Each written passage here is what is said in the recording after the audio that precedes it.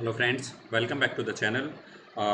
पिछले कुछ वीडियोस में आप लोगों ने advantages of load flow analysis, उसका सिग्निफिकेंस ऑफ स्लैक बस वो पढ़ा, कुछ न्यूमेरिकल्स पढ़े वाई बस से रिलेटेड।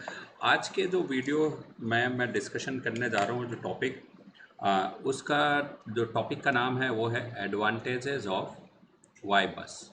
मीन्स जब भी हम लोड फ्लो एनालिसिस करते हैं तो वाई बस ही क्यों प्रेफर करते हैं? क्योंकि अगर हम जब भी कभी इलेक्ट्रिकल का पूरा जो एनालिसिस करते हैं उसमें हम पढ़ते हैं इम्पीडेंस, केवल एक अकेले लोड फ्लो एनालिसिस में एनालिसिस करते टाइम हम बात करते हैं एडमिटेंस की।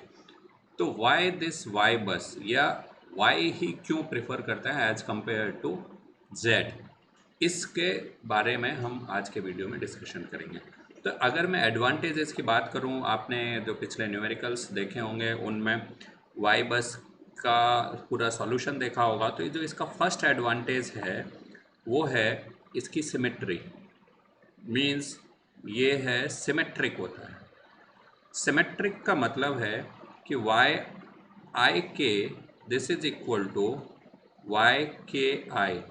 मीन्स अगर मैं कहूँ कि y23 this will be equal to y32, तो मैं एक y23 कैलकुलेट कर लूँगा, y32 ऑटोमेटिकली हमें पता चल जाएगा कि जो वैल्यू y23 की है वही वैल्यू y32 की होगी। तो पहला एडवांटेज सिमेट्रिक। दूसरा जो एडवांटेज है इसका वो है स्पार्सिटी, यानी ये एक स्पार्स मैट्रिक्स है। स्पार्स मैट्रिक्स का मतलब इसमें बहुत सारे एलिमेंट्स जो है ना, जो है वो ज़ीरो होंगे।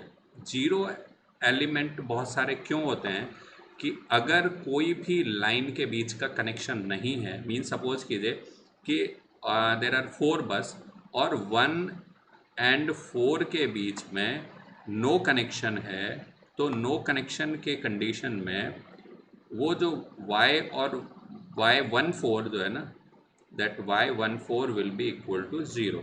तो y14 is equal to zero, तो this will be equal to y41। तो y14 and y41 this will be equal to zero. तो ऐसे अब जब हम पावर सिस्टम नेटवर्क की बात करते हैं तो बहुत सारे कॉम्प्लेक्स सिस्टम्स होते हैं, और कॉम्प्लेक्स सिस्टम में ये रिक्वायर्ड नहीं, मैंडेटरी नहीं है कि हर एक बस एक दूसरे से कनेक्टेड हो।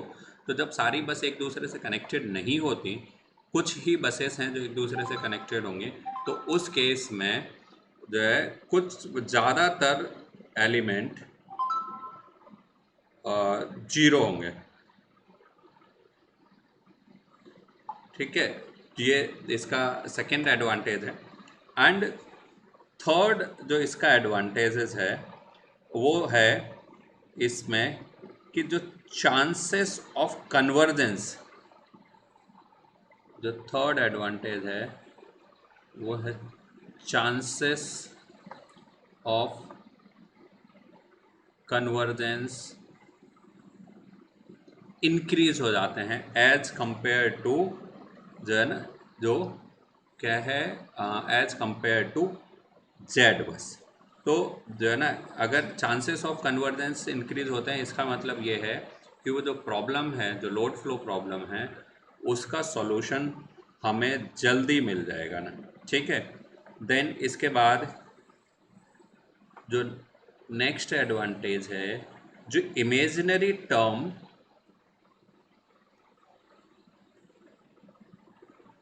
इमेजिनरी टर्म जो क्या रिप्रेजेंट कर रहा है, ससेप्टेंस। जो ससेप्टेंस को रिप्रेजेंट करता है, ये क्या होता है जनरली,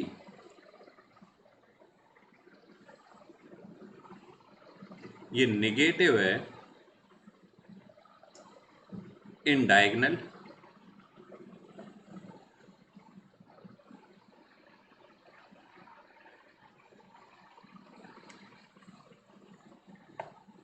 एंड पॉजिटिव होता है इन of diagonal.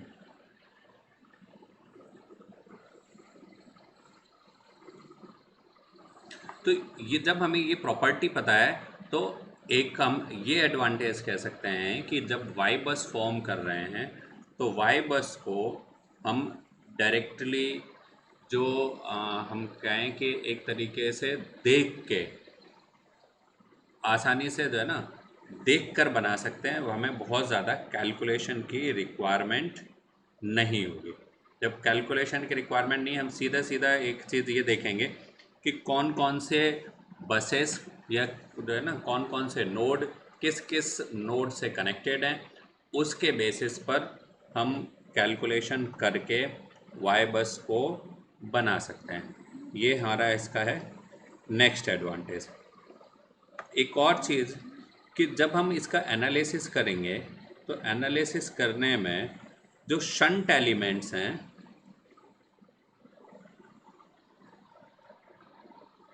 Shunt elements connected eight node, ये केवल और केवल प्रेजेंट होते हैं इन डायगोनल एलिमेंट में ही।